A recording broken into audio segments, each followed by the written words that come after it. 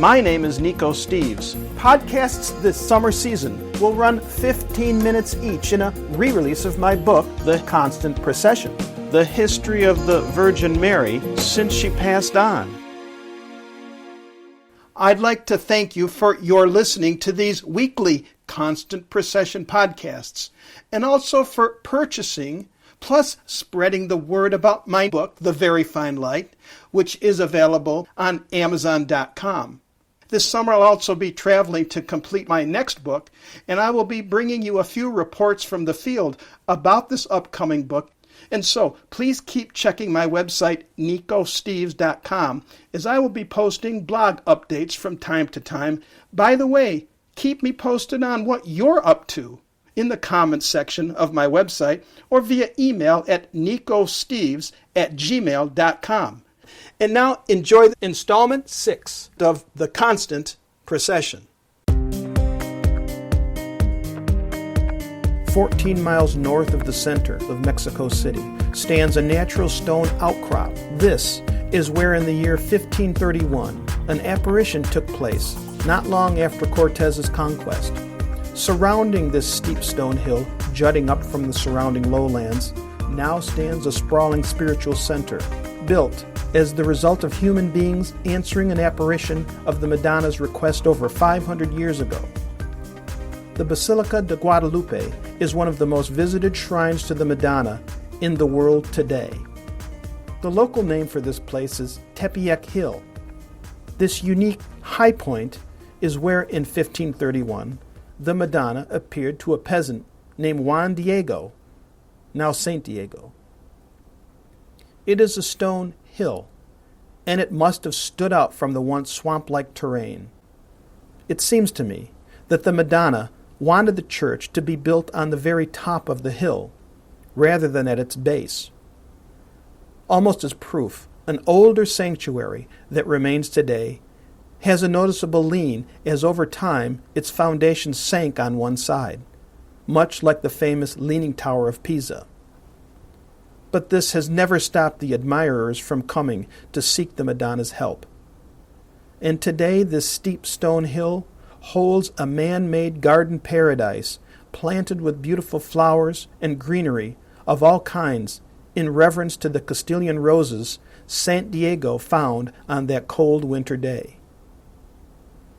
The year is 1531, not long after the horrific conquest.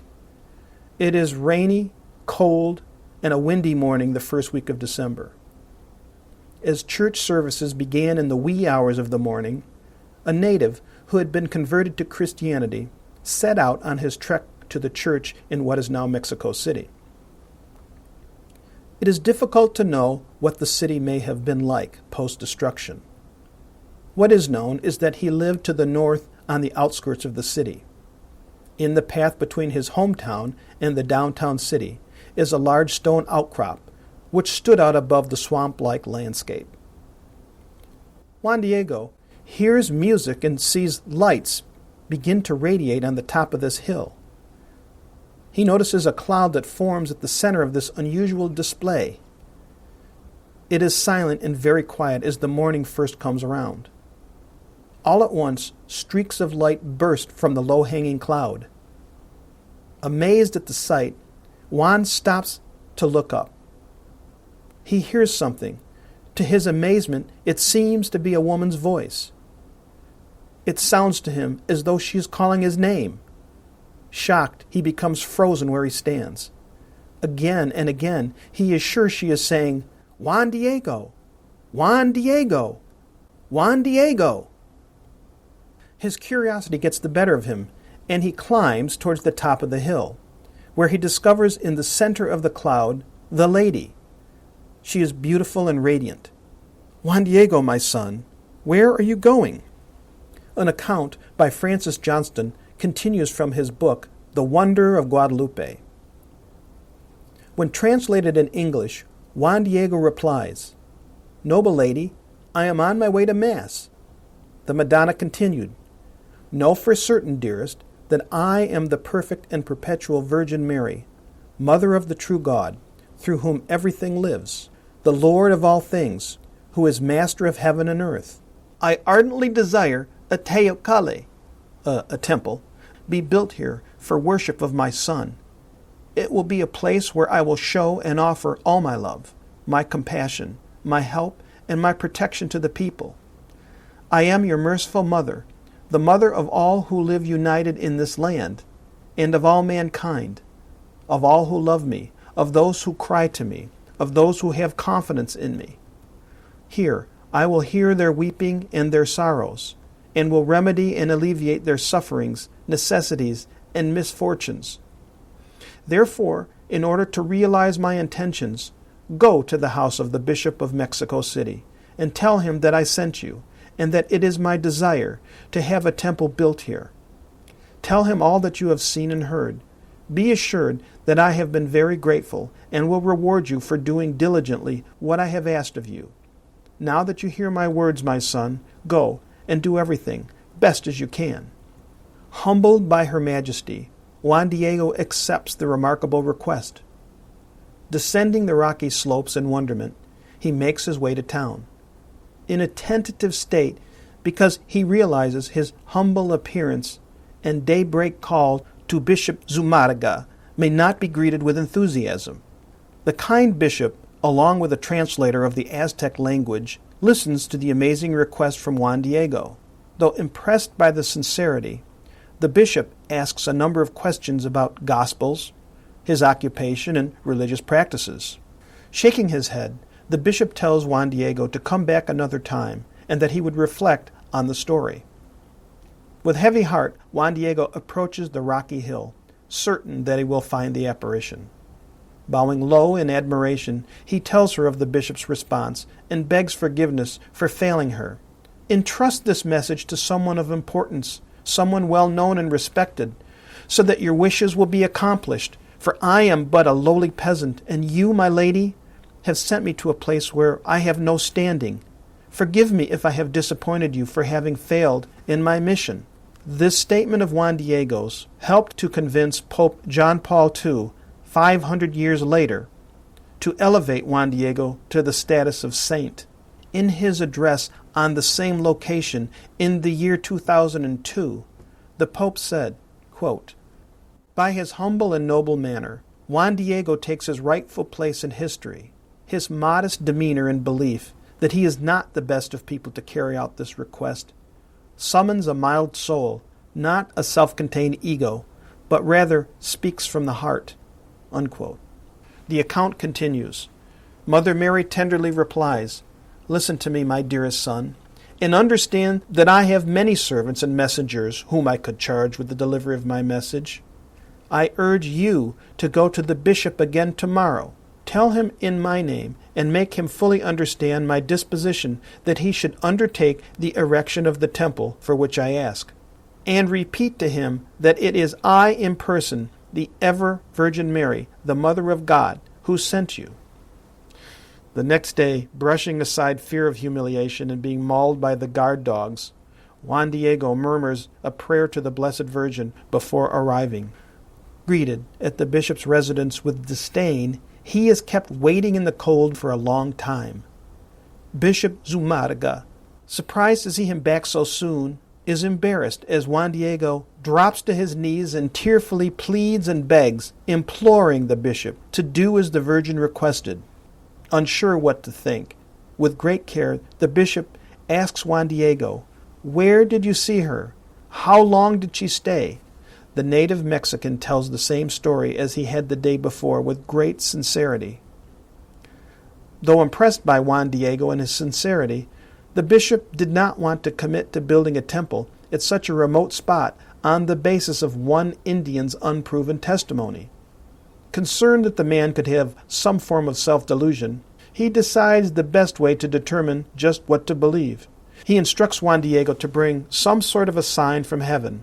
Eager, and with renewed hope that the bishop believes in his experience, Juan Diego asks what sort of a sign did the bishop want. Bishop Zumarraga hesitates, then says he will leave it up to the apparition to provide the sign. The bishop's men follow Juan Diego, but they lose him in the ravine by the hill.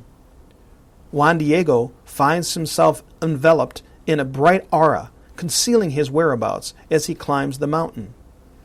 He throws himself at her feet and pours out a flood of sorrow. No one believed him. He had done the best he could, but he failed.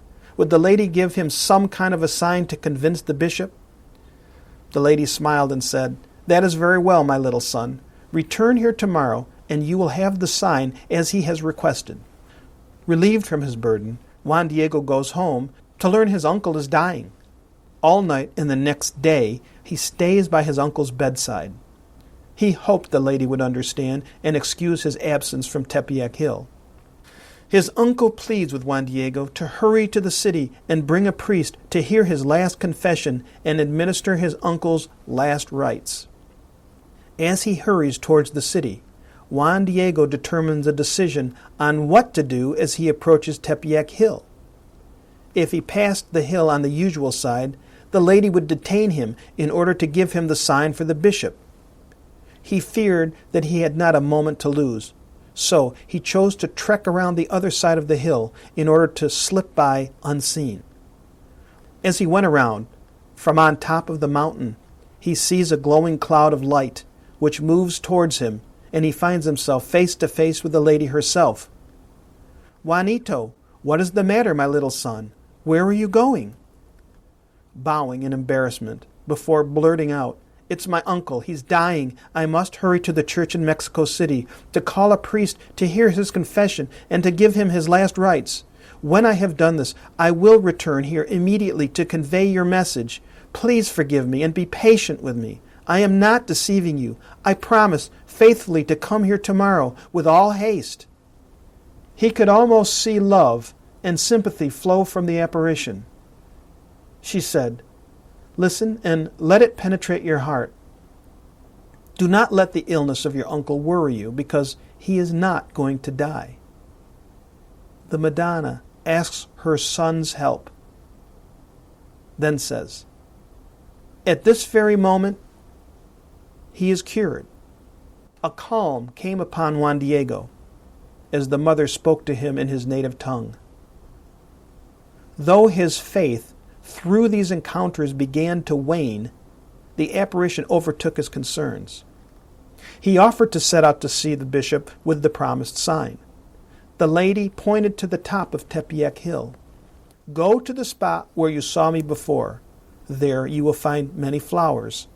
Gather them carefully, assemble them together, and then bring them back to me, and show me what you have." Though deep winter, as he climbs the hill, a smell of roses captures Juan's attention. Upon reaching the summit, he found a rainbow of colorful flowers growing. These included Castilian roses, out of season yet in full bloom. Here, on the stony terrain that just yields cactus, mesquites, and thistles, he begins to gather the beautiful flowers. Using his apron-like coat, known as a tilma, to hold the flowers, descending the hill, he approaches the lady, who is in an oval blaze of light. He approaches and opens his apron to reveal the flowers. The lady begins to arrange them with her own hands. "My little son, these varied flowers are the sign which you are to take to the bishop. Tell him in my name that he will recognize my will and that he must fulfill it. You will be my ambassador, fully worthy of my confidence. I enjoin you not to unfold your tilma, nor reveal its contents, until you are in his presence. Tell him everything. Explain how I sent you to the top of the hill, where you found these flowers growing in profusion, all ready to be gathered. Tell him once again all that you have seen and heard here, to induce him to comply with my wishes, so that the chapel I asked for may be built here." Juan, full of renewed confidence, makes haste, holding the tilma with great care as he goes to the bishop's residence.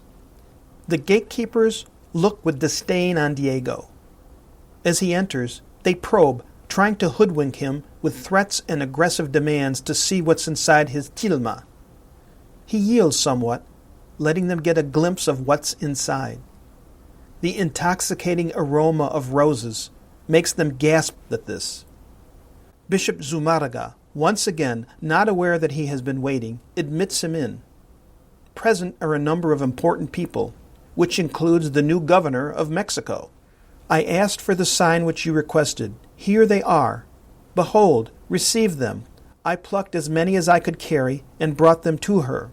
She arranged them with her own hands and replaced them in my robe in order that I might bring them to you.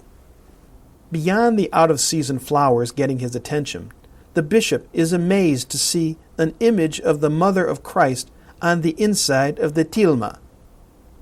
All the other men in the room fall to their knees upon seeing the miraculous image.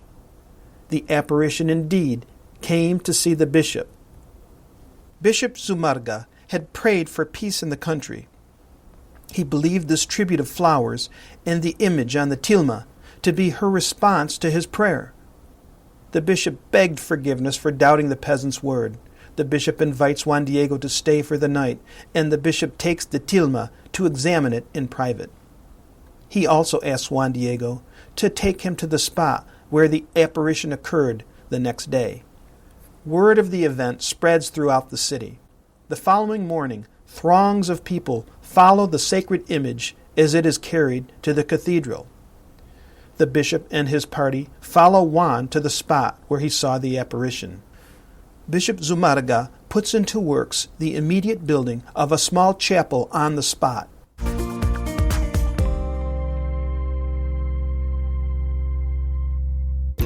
This is Nico Steves. I hope you enjoyed this installment. My book, The Very Fine Light, can be found using the title The Very Fine Light on Amazon.com. Please feel free to contact me at nicosteves.com. That's Nikos Steves, Steves.com. If you like this episode, and for more, share them with friends. This is Nico Steves. Thank you. See you next time.